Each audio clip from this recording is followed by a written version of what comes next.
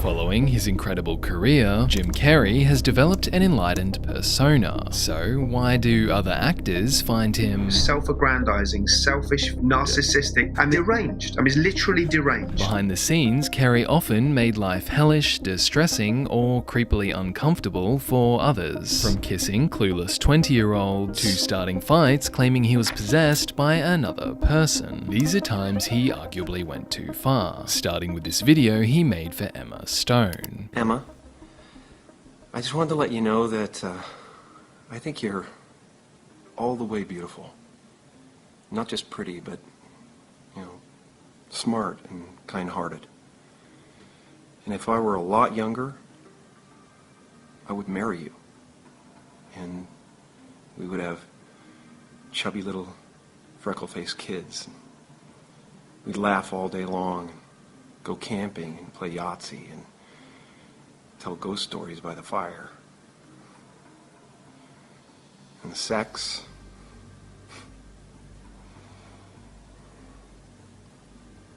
When Jim Carrey posted this to jimcarreytruelife.com, he was 49. Emma Stone, who was 22, replied, "I was a huge Jim Carrey fan. Now I'm not sure if I should be flattered or seek an order for protection, lol." Others commented, "I need a shower after watching this." And this is the sort of shit a minor is met with when an old man randomly adds them on Facebook. However, like with Carrey's art and on-set pranks, which are coming up later, in the Emma Stone message, you're not quite sure if he's joking, sincere, or both. My secret is making the wrong choices, but committing completely. And this applies to life as well as comedy. And the award goes to Jim Carrey, the Cable Guy. While accepting Best Comedic Performance at the MTV Movie Awards, Carrey kissed presenter Alicia Silverstone. Just by her facial expression, you can tell how uncomfortable that made her feel. Silverstone was 20, but she'd just broken out with movies The Crush and Clueless, which she acted in aged 15 to 18. Oh my God. Leading people to comment, I was sickened. I was sickened by the standing ovation. I felt like Hollywood is just spineless, en masse. oh wait, that's Jim Carrey responding to this. Oh, wow! Keep my wife's name out your mouth! The two instances were arguably not that different, but about Will Smith, Carrey said, I'd announced this morning that I was suing Will for $200 million because that video is going to be there forever. Just like this next interview. And in the film, Sonic has a bucket list, and I was wondering, after all you've done in your career and in your life, is there anything still left on your bucket list? Just you. Oh. Wow. That's it. It's all done now. I don't know what to say to that. Just own it. Okay, I'm owning it now. As you can guess, the internet got upset again, so Carrey's publicist contested that the line was in no way a reference to the journalist herself. Oh yeah? Like with the lawsuits coming up, Carrey often has his PR and legal teams fight for him. However, he doesn't when his target is Fox News.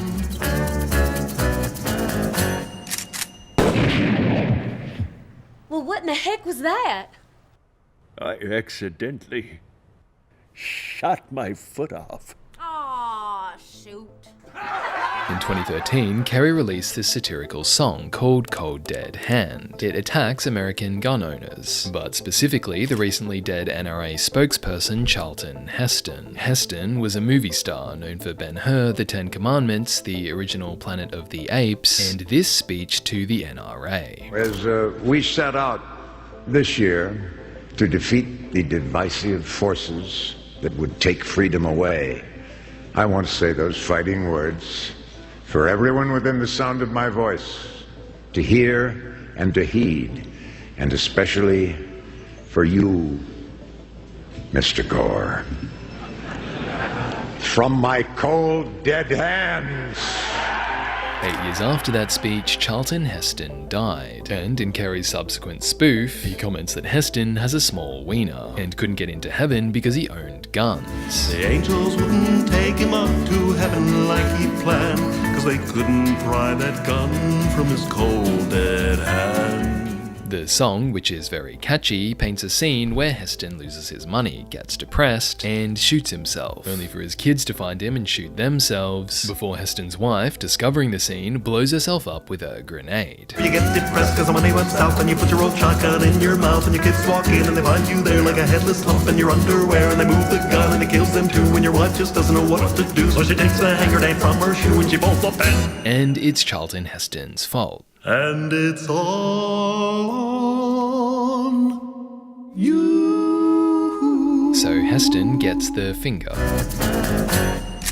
The song is obviously a parody, but some felt flipping off a dead man was a bit mean-spirited. This is a guy that danced on the grave of Charlton Heston. I guess Jimmy thought he couldn't lose a debate to a dead man. When Fox went after Kerry, Kerry responded on Who Say, stating, "Cold Dead Hand is about you heartless motherfuckers unwilling to bend for the safety of our kids. I would take them," meaning Fox News, "to task legally if I felt they were worth my time or that anyone with a brain in their head could actually fall for such irresponsible buffoonery." When no legal action followed, Kerry instead addressed gun laws through art. Oh Say Can't You See comments on school shootings, while other political works targeting people like Mark Zuckerberg and Mussolini featured in a 2018 exhibit called Indignation. However, these were nothing compared to Kerry's method acting, which made life for his co-workers extremely frustrating. What was going on off camera was more insane than the actual movie. It was such a weird assault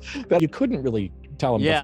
We're just like, okay, because it just occupied the whole room. Paul Giamatti is referring to the 1999 film Man on the Moon, a biopic of comedian Andy Kaufman, who was played by Jim Carrey. For his acting, Carrey won a Golden Globe. Jim Carrey, Man on the Moon. However, 18 years later, when this production footage was released in its own documentary, Carrey lost the respect of many of his peers. It was the most self-aggrandizing, selfish, fucking narcissistic bollocks I've ever seen. He should have got fired. He should totally have got fired. During the 4-month production, Carrey stayed in character, saying he was possessed by the spirit of Andy. Andy Kaufman showed up, tapped me on the shoulder, and said, "Sit down. I'll be doing my movie." While in character, Carrey drove with a bag over his head, crashed a production car, danced with his pants off, blared music to annoy colleagues, and yelled at the actor who plays Andy's dad. Too late! Too late! You can see by Paul Giamatti's face he was sick of this. However, Carrey found it liberating. You just go, "Oh my God, this is incredibly liberating." Can you imagine if he had been anybody else under the line? I mean, he would have been sectioned, never, let alone fired. He would have been got rid of. It's just a pain in the arse. I think it's highly amateurish. Get the job done, man. Do your work. It's the ridiculous leeway that is given to some people, and of course, you know, I'm one of them. You know, like we all get cushy gig, we get a little pass in some situations where other people wouldn't. But Christ, I mean, there's such a thing as pushing it. Carrey pushes it even further when he plays Andy's alter ego. Tony Clifton, an Andy Kaufman character, was brash. I didn't ask you a question. If I ask you a question, you answer. All right, for you too. And Carrey took that to the limit. He threw food, graffitied the studio, pretended to be Batman, I'm Batman. and messed with technicians. What's going on? Oh, what? Sound check. I'll check the sound. It's working. You're dealing with Tony Clifton. Yeah. Is that frustrating? It is. Start Yes. say whatever you want. Okay. So that it's a, you know, you don't overlap. All right already. You don't overlap. Okay. Just for a slide. Okay. Okay, fine. Right. You have to give me a chance to make a movie. You have to give me a chance to make a movie. I don't need to make a movie. I want a shot at him. That's what I want. By the end, Carrey's trolling became a physical fight. Once again, proving Darwin's theory.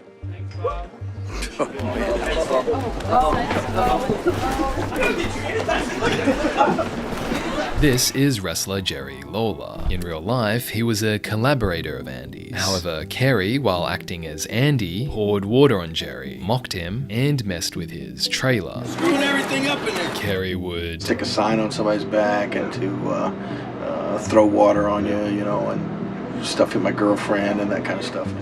Once again, proving Darwin's theory.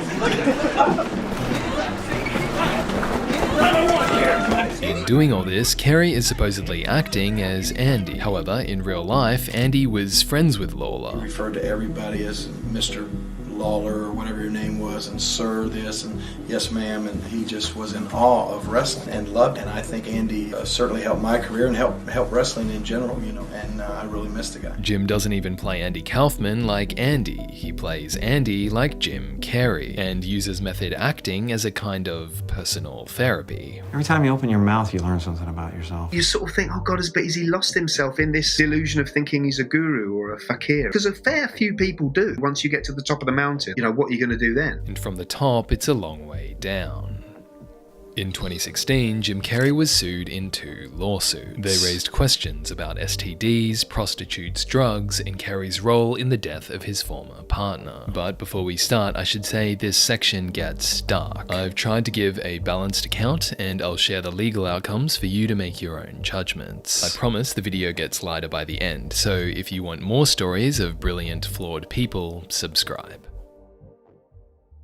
It's the 24th of September 2015. Jim Carrey and his girlfriend, Catriona White, break up, and White tweets a message, signing off Twitter. I hope I've been a light to my nearest and dearest. 4 days later, White's body is found in her Los Angeles home. The toxicology report confirms that the death is self-induced, with Ambien in White's system. Near the bed, a prescription bottle is found, with its label reading Arthur King. A friend of White's tells officers that White was normally happy and upbeat, but also madly in love with Jim, in a partnership she called a roller coaster. When White's body is discovered, it's accompanied by a note for Carey. The note, dated the 27th, refers to an apparent breakup 3 days earlier. 12 months later, the lawsuits begin. On the 19th of September 2016, White's estranged husband, Mark Burton, files a wrongful death case against Carey. He claims Carey obtained and distributed the pills to White under the alias Arthur King, and that Carey sent White a text message to make it seem as though she had stolen the pills from him, rather than him giving them to her. Then, on October 11, White's mother, Bridget Sweetman, adds to the claims. She alleges Carey had given White herpes and gonorrhea, and lied about it, and includes medical records to support her argument, as well as this iPad note dated April 8, 2013, which in part reads, "You introduced me to cocaine, prostitutes, mental abuse, and disease. Being with you broke me down as a person, Jim. I was promised Jekyll, and instead I got Hyde." Jim Carrey's lawyer, Marty Singer, responds. He issues 2 statements. The first, addressing Burton's lawsuit, argues, "My client's prescriptions were legally obtained medications that were prescribed to him by his doctor in accordance with routine practices to protect the privacy of well-known individuals. Further, Miss White was not a US citizen, and she faced the return to Ireland when she and Burton married. But during that marriage, she lived in California, while he lived in Oregon and Utah." Similarly, the lawyer's response to Sweetman questions her credibility as a mother, stating that on her 30th birthday, White was distraught, having received a message from her mother through Facebook that was so destructive and demoralizing that she instantly deleted her Facebook account so her mother could no longer contact her. They'd been estranged for years. It's not until September 2017, however, that the case reaches a breakthrough. Carey's lawyers subpoena the clinic that allegedly performed White's STD tests, but the clinic denies issuing the records. Carey's lawyers then discover that the claims used forged STD results, and on Jan 25, 2018, both lawsuits are dismissed with prejudice, meaning they can't be refiled. No settlement is reported, and Jim Carrey focuses on a different form of pain relief. 6 years ago, at a time when I was trying to heal a broken heart, I decided, well, maybe I'll paint. When you look at this Jim Carrey painting, what do you see?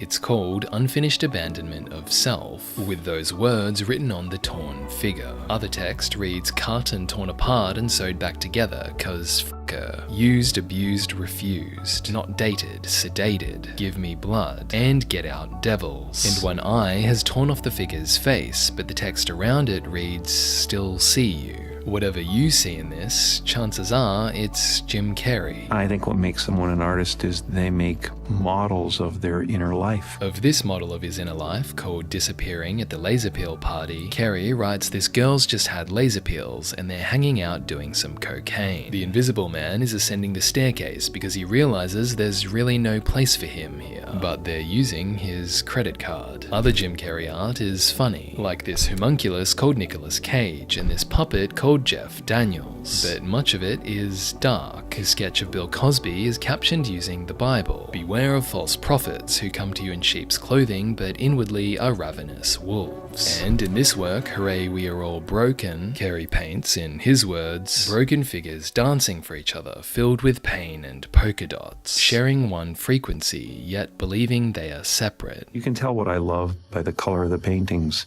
You can tell my inner life by the darkness in some of them, and you can tell what I want from the brightness in some of them. In 2016, amid the lawsuits, Carrey paints Electric Jesus. Whether his story is literal or allegorical, Carrey writes, "My intent was to capture that power, energy, and ultimate understanding." I wanted you to have the feeling when you looked in his eyes that he was accepting of who you are. I wanted him to be able to stare at you and heal you from the painting. Jim Carrey isn't perfect, but despite everything, I think that's what he'll be remembered for.